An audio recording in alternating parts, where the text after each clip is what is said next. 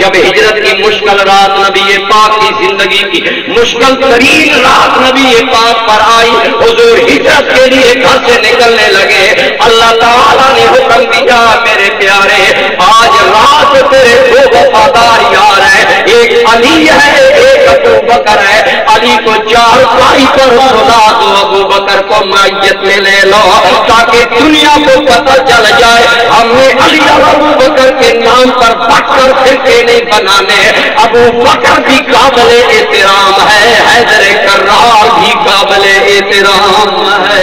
آج بعض لوگ حضرت ابو بکر صدیق کی دیانت پر شک کرتے ہیں، بعض لوگ حضرت علی کے بارے میں بات کرتے ہیں، انہیں میں کہنا چاہوں گا بتاؤ میرے نبی کو علی پر کتنا اعتماد تھا کہ علی کو اپنی چارپائی پر سلا دیا، اور صدیق پر کتنا اعتماد، حضرت علی کو چارپائی پر سلایا، فرمایا میرے بھائی علی مکہ والوں کی امانتیں تمہیں دے رہا ہوں، انہیں واپس کر کے آ جانا۔ مکہ والوں کی مال والی امانت حیدر کرار کے حوالے اور اپنی ذات والی امانت صدیق کے حوالے۔ ابو بکر تم میرے ساتھی بن جاؤ، ہم مل کر جائیں گے۔ پتہ چلا رسول اللہ کو دونوں پر اعتماد، بولو رسول اللہ کو۔ آج اگر کوئی کلمہ پڑھ کر ان میں سے کسی پر بھی شک کرے کیا ایمان مکمل ہوگا؟ بولے آپ کو سمجھ آ رہی ہے بات؟ اس مشکل رات میں جناب صدیق اکبر نے، میں اپنی بات نہیں کرتا، آؤ چلے اہل بیت کے دروازے۔ امام حسن عسکری رحمت اللہ تعالی علیہ اہل بیت نظام کے بہت بڑے عالم ہیں، عارف ہیں، امام ہیں۔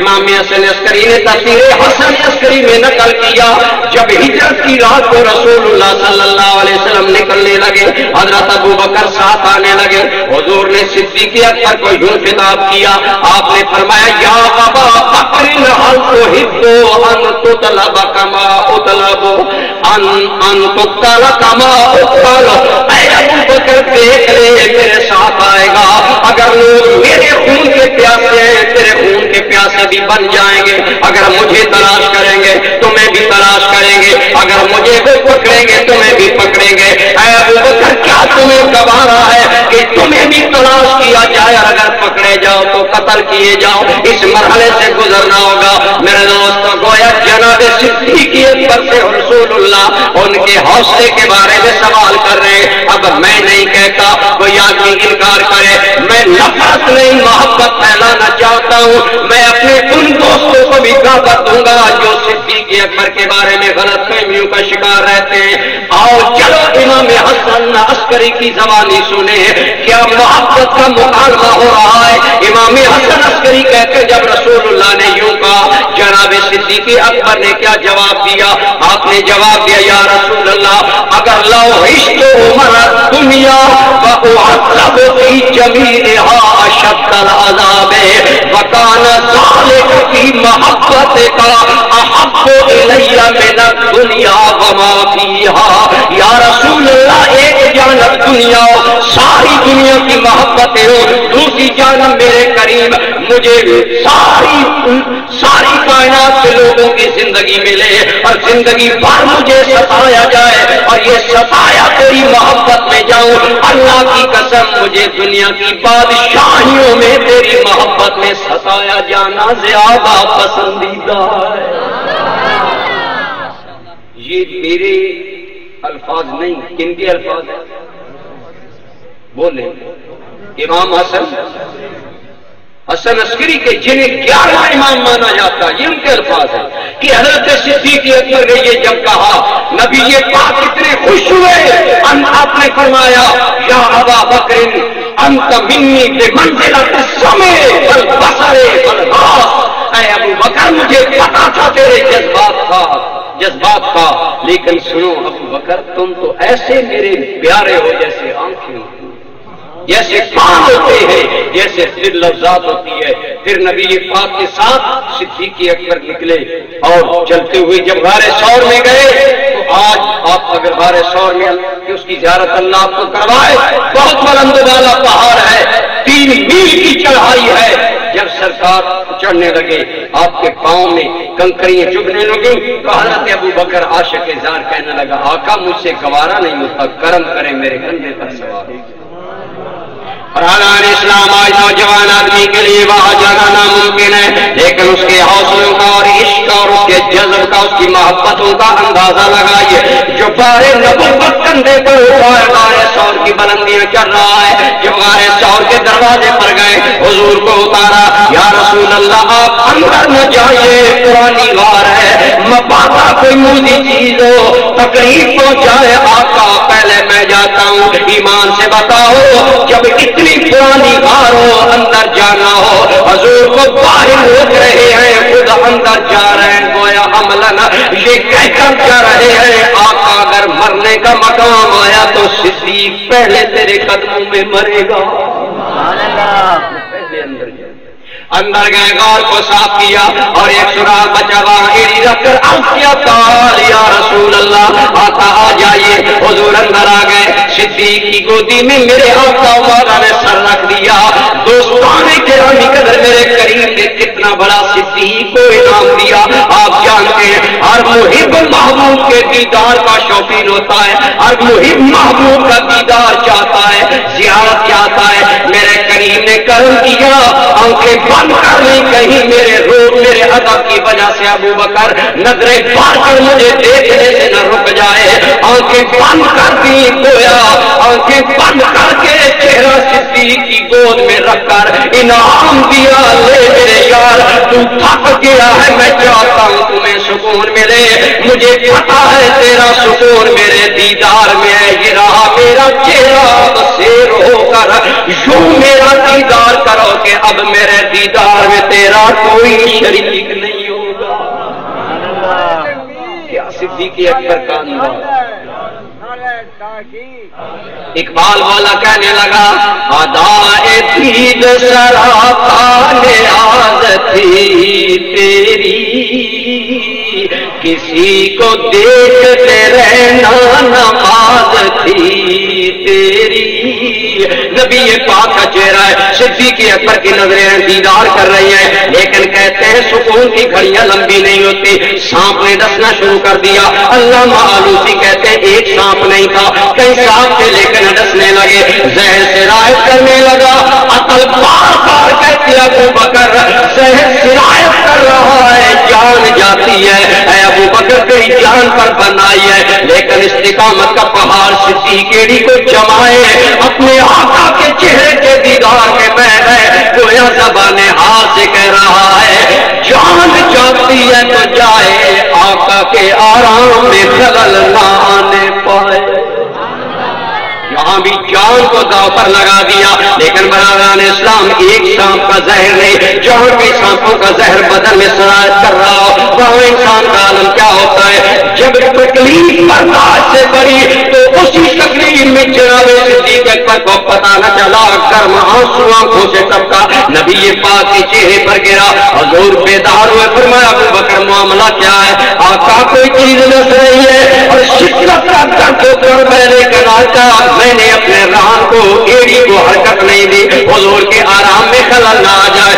آقا معذرت کا ہو، پتا نہیں چلا آنسو چہرے پر گر گیا یا آرام میں خلل آ گیا ہے۔ فرمایا کوئی بات نہیں، غم نہ کھاؤ، اگر بیماری آئی ہے تو شفا بھی رب نے تیری گود میں رکھ دی ہے۔ میرے آقا نے دہن صدیق کی ایڑی پر لگایا۔ میں پوچھتا ہوں صدیق کی ایڑی پر، میرے دوستوں میرے بزرگوں نے فرمایا، میرے استاد فرمایا کرتے تھے اللہ چاہتا تو سانپ ابو بکر کو مس نہ کرتا، ڈنگ نہ مارتا، زہر اندر نہ جاتا، لیکن رب کا کوئی کام حکمت سے خالی نہیں۔ رب کو پتا تھا کئی لوگ کلمہ پڑھ کر ابو بکر کے بارے میں کہیں گے نعوذ باللہ وہ جہنم میں جائے گا، رب نے بہانہ صاحب کے زہر کا بنوایا، لیکن صدیق کے بدن میں یار کا لعاب دہن داخل کروایا تاکہ اگر کلمہ گو ہوگا تو شرم تو آئے گا کہ یہ کہتے ہوئے ابو بکر جہنم میں جائے گا، دیکھے گا ابو بکر تو غارِ ثور میں مر چکا ہے، اب اگر زندگی کے ساتھ چل رہا ہے تو نبی کا لعاب دہن چلا رہا ہے۔ اور नहीं तो उसे नबी के लुआते दहन का तो हया आएगा।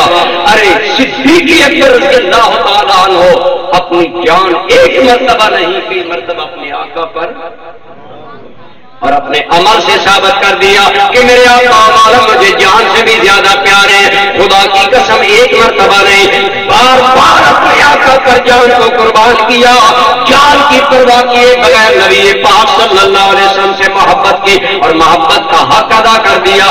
तो मेरे दोस्तों, माल से बढ़कर, औलाद से बढ़कर, अजीज व अकारब से बढ़कर आपका वालिद अबू कुहाफा इब्तिदा में काफिर था। बाप से मोहब्बत आदमी को होती है। हजरत अबू बकर अपने बाप का बड़ा एहतराम करते। एक दिन अबू कुहाफा के मुंह पर नबी पाक के बारे में गुस्ताखाना कलमा आया। जो उसके मुंह में हुजूर की गुस्ताखी आई, सिद्दीक अकबर ने सन्नाटेदार मुक्का बाप के मुंह पे दे मारा। और एक रिवायत में तमाचे का जिक्र है, जब तमाचा मारा आपका बाप जमीन पर गिर चढ़ने लगा, कहने लगा अबू बकर मुझे तुझसे उम्मीद नहीं थी, तू मुझे इतना जलील करेगा। फरमाया अल्लाह का शुक्र कर मेरे हाथ में तलवार न थी, अगर तलवार होती वल्लाह मैं हुब्बे रसूल में तुम्हें कत्ल कर देता।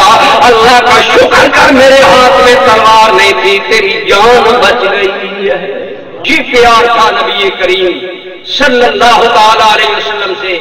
आज मैं पहले नात सुनने वालों, हमें अपने आका से कितना प्यार होना चाहिए। सिद्दीक ने अमली तौर पर हमारी रहनुमाई की, हमें बताया कि अपने आका और मौला से किस कदर प्यार करना चाहिए। और याद रखें, सरकार दो आलम सल्लल्लाहु अलैहि वसल्लम की विसाल के बाद हुजूर के प्यार की सबसे बड़ी दलील ये है कि हुजूर के दीन से प्यार किया जाए।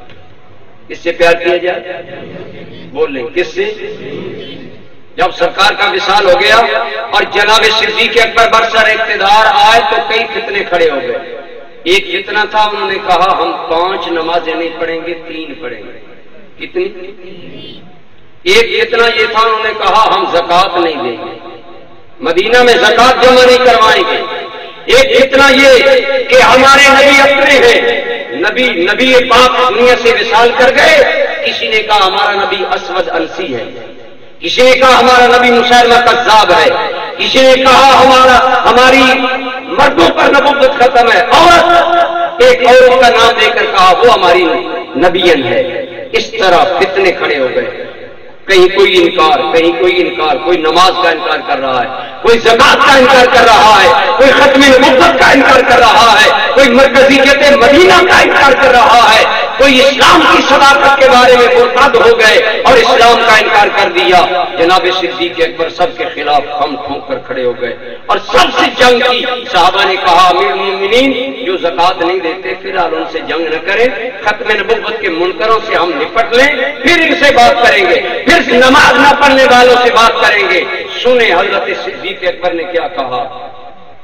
बाद सहाबा ने कहा अगर आप कितने महाजों पर जंग करेंगे हम सहाबा मुकाबला नहीं कर सकेंगे और कहीं मदीना मुनव्वरा खतरे में न पड़ जाए। आपने फरमाया अगर तुम लोग मुझे छोड़ जाओ और मैं अकेला रह जाऊं, जंगल के दरिंदे आए मेरे बदन को फाड़ जाएं, मुझे ये गवारा है, लेकिन अपने जीते जी नबी के दीन में तब्दीली गवारा, रसूलुल्लाह के दीन में तब्दीली गवारा। मालूम हुआ जो लोग ज़कात नहीं देते एक्चुअली वो मुजरिम है। और हज़रत सिद्दीक़ अकबर ने ज़कात की अहमियत वाज़ेह की, नमाज की अहमियत वाज़ेह की, खत्म नबुव्वत की अहमियत। तो ये है मेरे दोस्तों, आज हम तो मसलहतों में लिपटी जिंदगी गुजारते हैं कि इसको भी कुछ न कहें, आखिर रिश्तेदार है, ये भी बात न करें। लेकिन सिद्दीक ने हर बात से मुकद्दम नबी पाक के दीन को किया और कहा जब तक मैं जिंदा हूं मेरे नबी के दीन में कोई तब्दीली लाई जा सकती नहीं है। तो मैं आपको ये पैगाम देना चाहता हूं कि सरकार की मोहब्बत का तकाजा ये है कि जहां सरकार से मोहब्बत की जाए वहां हुजूर के दीन से मोहब्बत की जाए। और सिद्दीक अकबर ने हुजूर के दीन से मोहब्बत करने का हक अदा करता। हुजूर की हयात तैयबा में भी सब कुछ नबी पाक पर लुटाया और हुजूर की हयात ज़ाहिरी के बाद भी नबी पाक के दीन के वफादार रहे। और हजरत उमर कहा करते थे अल्लाह रहमत करे अबू बकर पर, हम तो घबरा गए थे लेकिन अल्लाह ने हजरत सिद्दीक अकबर को हौसला अता फरमाया اور ابو بکر کی استقامت کی وجہ سے اللہ نے اسلام کو دوبارہ اسلامی اسٹیٹ کو اسلامی اقدار کو قائم کر دیا۔ میرے دوستو، یہ ہے جناب صدیق اکبر کا نبی پاک کے ساتھ وہ محبت اور پیار کے سرکار کی حیات طیبہ کے بعد حضور کے مشن سے پیار کیا۔ آج اگر آپ محفل نعت کر رہے ہیں تو اس کا ایک تقاضا یہ ہے کہ نبی پاک کے دین سے پیار کریں، حضور کی شریعت سے پیار کریں۔ آج ہم اپنے گریبان میں جھانکیں، کہیں ہمارے گھر میں شریعت مطہرہ رو تو نہیں رہی، ہمارا وتیرہ ایسا تو نہیں کہ ہم شریعہ کام پامال کرتے ہیں اور ادھر محبت رسول کا دعویٰ کرتے ہیں، ایسا تو نہیں کہیں ہم بھی نماز چھوڑنے والے تو نہیں، کہیں ہم بھی زکوٰۃ مس کرنے والے تو نہیں، کہیں ہم بھی حضور کی شان کے بارے میں کمی کرنے والے تو نہیں، کہیں ہمارا دین بھی کوئی کمزور نہیں ہے۔ جناب صدیق اکبر رضی اللہ تعالیٰ عنہ نے اس انداز میں محبت رسول کا حق ادا کیا اور حضور کی امت سے محبت کی، حضور کے دین سے محبت کی، حضور کے مشن سے محبت کی۔ دوستان ذی قدر، میں ان بچوں کو، ان نوجوانوں کو مبارک دیتا ہوں جو یہ محفل منعقد کرتے ہیں، لیکن کوئی بھی کام مقصد کے بغیر پورا نہیں ہوتا، اور عموماً آپ کی خدمت میں عرض کیا کرتا ہوں کہ حضور کی محبت کو بھی جلا بخشیں، لیکن ساتھ ساتھ حضور کے دین سے محبت، یہ حضور کی محبت کا تقاضا ہے۔ جتنا آپ نبی پاک کے دین سے پیار کریں گے اتنا سرکار آپ پر، ہم پر قیامت کے دن زیادہ راضی ہے۔ اس لیے ہمیں یہ بات ضرور مد نظر رکھنی چاہیے کہ آج ہم دینی شاعر اسلام کے، ہمارے کتنے غالب مسلمان نماز نہیں پڑھتے، کتنے غالب مسلمان زکوٰۃ نہیں دیتے، کتنے مسلمان ہیں جنہیں عشر کے بارے میں پتہ ہی نہیں ہے کہ یہ بھی کوئی چیز ہے یا کیا۔ دنیا کے سارے قوانین جانتے ہیں، بینک کے معاملات جانتے ہیں، لیکن عشر کے مسائل نہیں پوچھیں گے، نہیں انہیں حل کریں گے۔ وجہ یہ کہ اللہ کے نام پر دینا پڑے گا۔ دعا ہے اللہ تعالیٰ سیدنا صدیق اکبر کی طرح اخلاص کے ساتھ ہمیں سرکار کی سچی محبت عطا فرمائے، اور اسی محبت کے سائے میں اللہ ہمیں سرکار کے دین سے محبت کرنے کی توفیق عطا فرمائے۔ وما علیہ الا